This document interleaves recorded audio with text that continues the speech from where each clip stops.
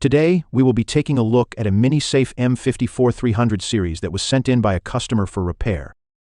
But as you can see, we have a complete set consisting of a controller, a receiver, and a transmitter. This particular case presents an unusual challenge in that the receiver has no outward signals that would indicate whether the device is receiving power or not. However, if we take a look at our receiver, we'll notice a series of lights.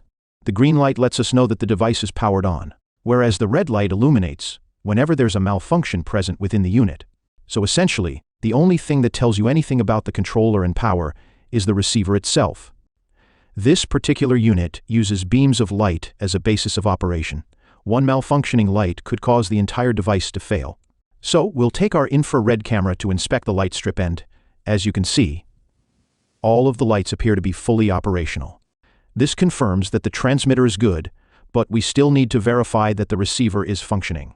As we alluded to earlier, this particular receiver has no visual indicator to inform us of its operational status. As a result, we have to refer to the controller to gather additional information related to our test. So if we come over to the controller, there are 3 small windows through which we can confirm by simply looking inside.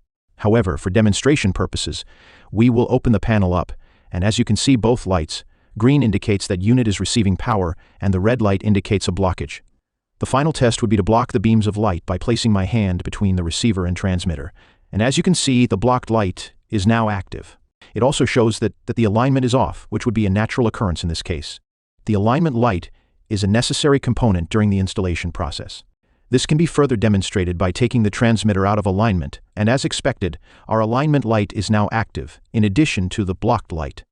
It's worth noting that because of the misalignment of the 2 components, it doesn't matter what I do with my hand, the blocked light will remain active until the components are back in alignment. We can now confirm that the green light is signaling that device is powered on, and a quick test will confirm that the unit is operational. All repairs have been completed, and this unit is ready to be shipped to the customer. Thank you for watching, and please subscribe for more videos.